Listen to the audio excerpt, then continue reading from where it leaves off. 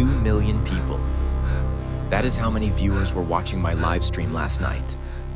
2 million pairs of eyes staring at my screen, watching the exact moment the nightmare began. I was sitting right here, in my cramped, dark bedroom. The only light was the sickly, pale glow of my monitor reflecting off my face.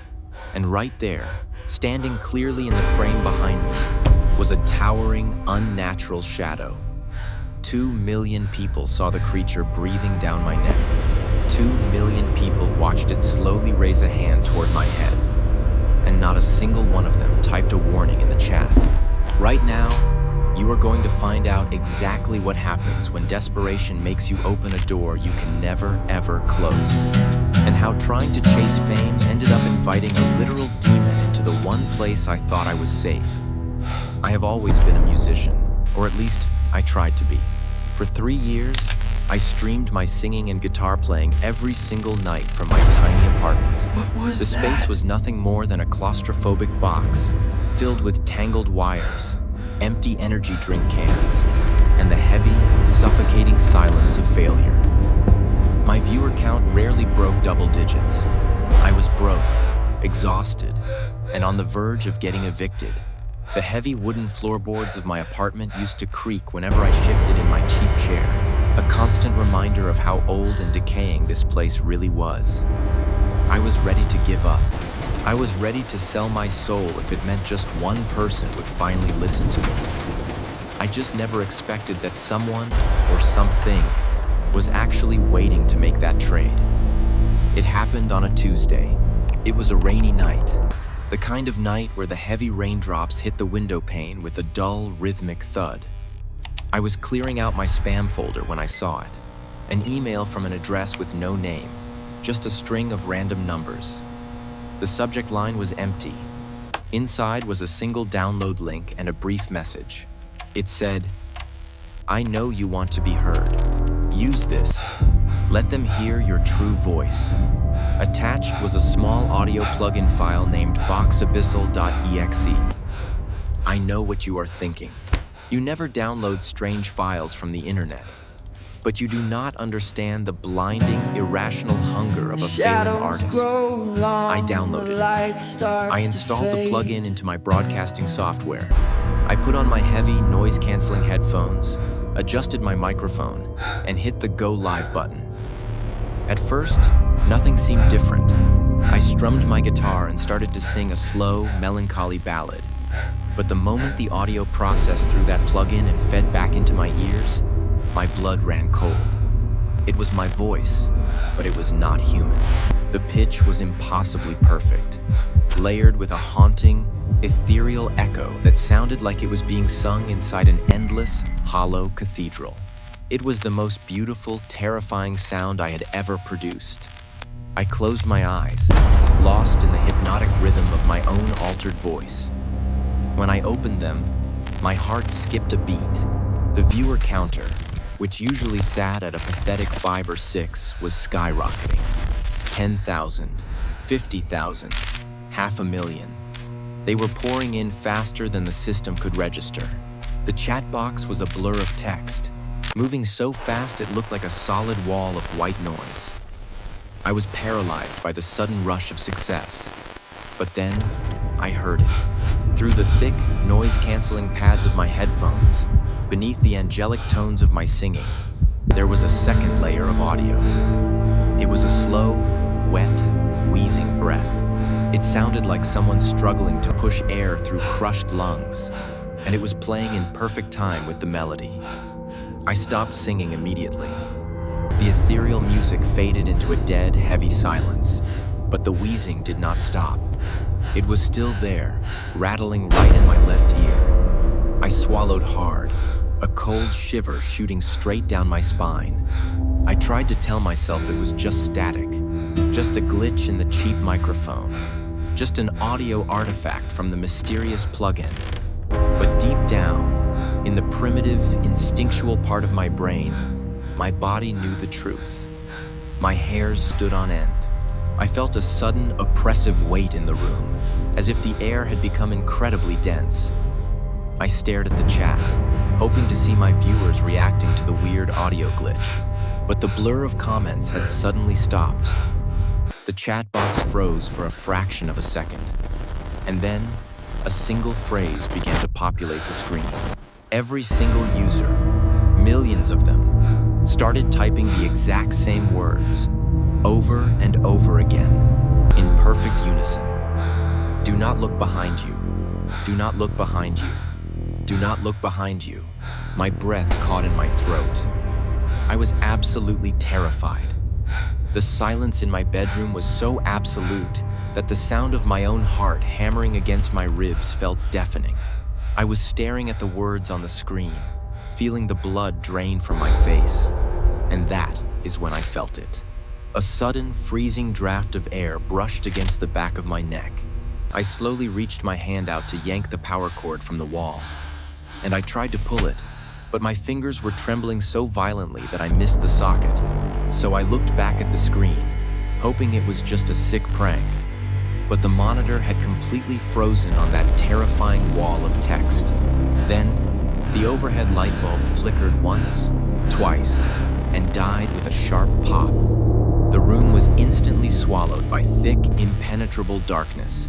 The only illumination left was the pale, ghostly glow of the frozen monitor.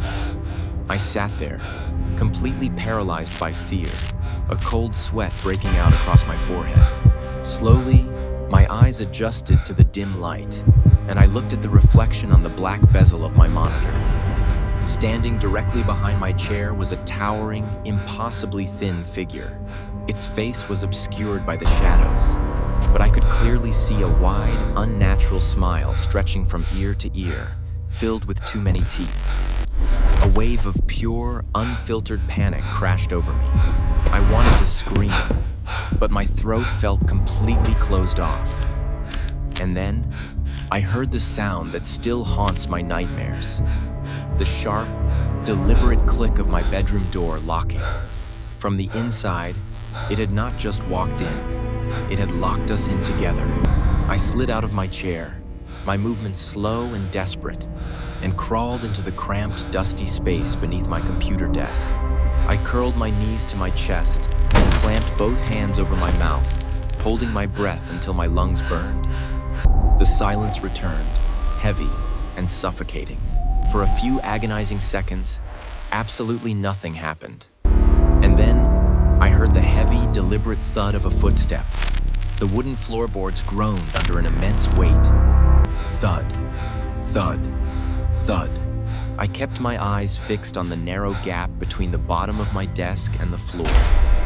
Through the dim, scattered light of the monitor, I saw them. A pair of massive, waterlogged leather boots, caked in thick, dark mud, stepping slowly into my line of sight. They stopped just a few inches from where my trembling hands rested on the floor. I was terrified, trapped in a dead angle, completely helpless. I could hear the wet, wheezing breath again, but this time it was not coming through my headphones. It was right above me. Suddenly, a deafening crash shattered the silence. The heavy boots shifted, and a massive, pale hand slammed onto the top of my desk, splintering the wood and completely destroying my microphone. Shards of plastic rained down around me, hitting my arms and legs, but I did not dare to make a sound. I squeezed my eyes shut, silently praying for it to leave, but it did not leave. Instead, the creature began to hum. It was the exact same melody I had been singing just moments ago. And the voice, oh God, the voice, it was my voice. The flawless, angelic, altered tone that the plugin had created, now pouring out of the throat of the monster standing right above me. It was mocking me, singing my song in the dark. And I realized then that the plugin was never a tool. It was a beacon. It was an invitation. I opened my eyes, tears of sheer terror streaming down my face. And that is when I saw it. The creature was slowly crouching down, the oversized, muddy boots bent at the ankles. A pale, unnaturally long face slowly lowered into my line of sight, twisting its neck at a sickening, broken angle to look under the desk. Its eyes were completely black, soulless void staring directly into mine. That horrifying, jagged smile widened even further. It whispered my name, using my own voice. So, driven by a surge of raw, animalistic adrenaline, I kicked the heavy desk up with all my strength. The heavy wood slammed into the creature, knocking it backward for just a split second. I did not look back. I scrambled to my feet, threw my entire body weight against the glass of my bedroom window, and shattered it. The impact tore through my skin, but I did not feel the pain. I tumbled out into the freezing, torrential rain, landing hard on the muddy ground of the alleyway. I ran blindly into the stormy night, bleeding and screaming for help, until I finally collapsed in front of a brightly lit gas station miles away. I never went back to that apartment. The police investigated, but they found nothing except my broken window, the shattered microphone, and a trail of muddy footprints that inexplicably stopped right in the middle of my locked bedroom. My computer was completely wiped clean.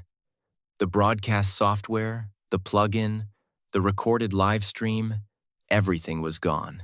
The internet has no memory of the 2 million viewers, or the broadcast that ruined my life. I survived, yes, but I did not escape unscathed. The glass from the window severely cut my throat as I dove through it. The doctors managed to save my life, but my vocal cords were permanently damaged. I can never sing again. I can barely even speak above a rough, painful whisper. But the true horror is not the silence of my own voice. It is what fills the silence when I am alone. Because every single night, when the rain starts to fall and the lights go out, I can still hear it. Echoing from the dark corners of my new room, hiding just out of sight. A flawless, angelic voice, singing my song in the dark, waiting for me to look behind my chair. If you ever find yourself alone at night, chasing something you desperately want, be very careful what you download.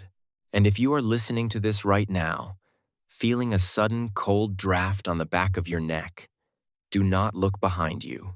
Just run. If you have ever experienced something you cannot explain, share it in the comments below. And make sure to subscribe to Lost Horror to hear more terrifying true stories if you dare to listen in the dark. Because the story I have for you next week is going to make you lock every single door in your house.